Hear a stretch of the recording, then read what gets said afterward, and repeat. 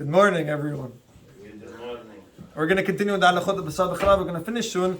We're just going to talk about the kelim, the different types of vessels, how we use them, and then we're going to end up finishing.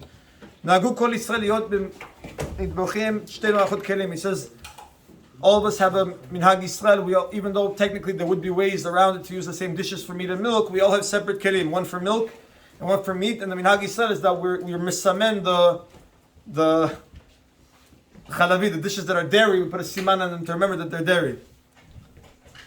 He says that somebody, let's say he said, took a meat knife that was very clean and cut cheese with it. As long as the knife was washed and clean, he says, at the end of the day, the meat would be mutar. Ideally, we have separate knives, but if a person had a clean knife and he cut regular cold cheese with a regular clean meat knife, it wouldn't be a problem afterwards to eat that meat.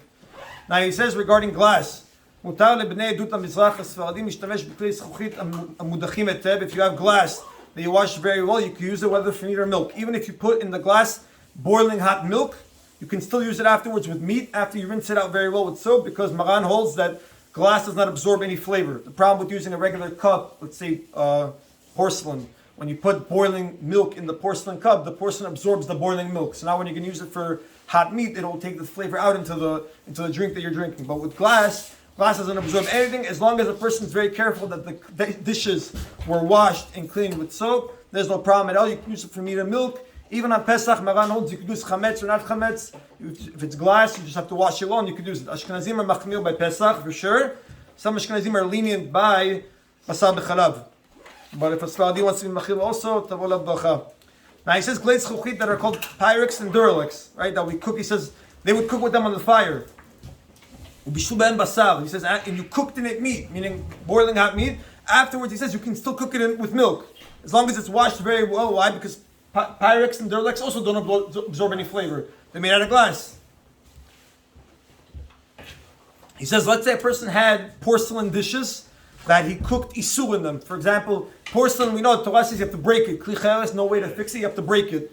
Well, let's say a person cooked isur in it, and he wants to save the dishes. He can't do anything. He says that if they were kli sheni, meaning if it was the plate that you would eat on, not the actual pot that you cooked.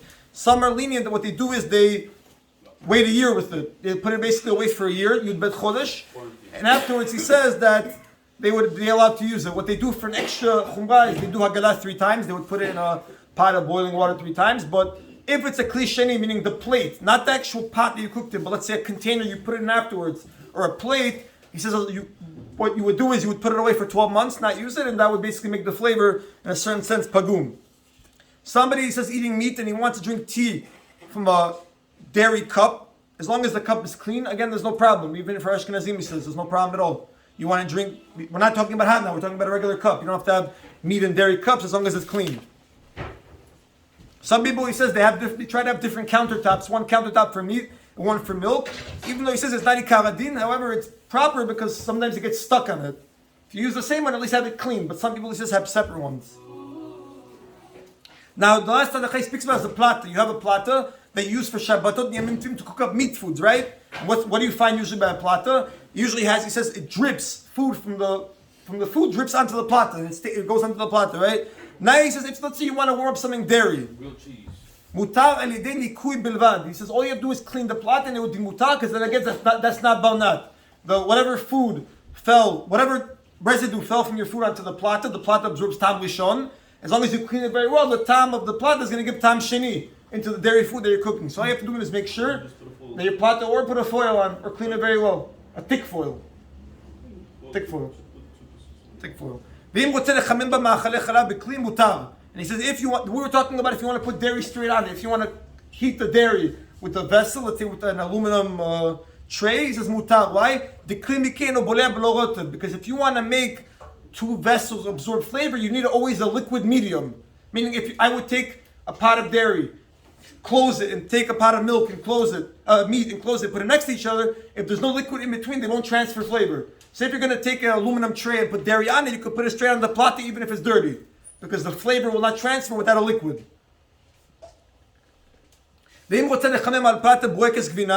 says, if a person wants to heat up a borekis, also he says you don't need hechshel. All you got to do, cheese breakfast. All you got to do, he says, is again just clean the platter very well from any types of visible food. Malacha ben, right? Ma'achal ben. Umikom makom machmir lishpoch al platter ma'im ruchim mikli rishon tavo lav b'chai. It concludes obviously that if a person wants to be machmir and he wants to do iruim mikli rishon, meaning he heats up a kettle and he pours it over the platter, tavo lav b'chai, but it's not ikar adin. Either you're going to just clean it very well, or you're going to put another kli, like an umum train, you're going to put the food on it.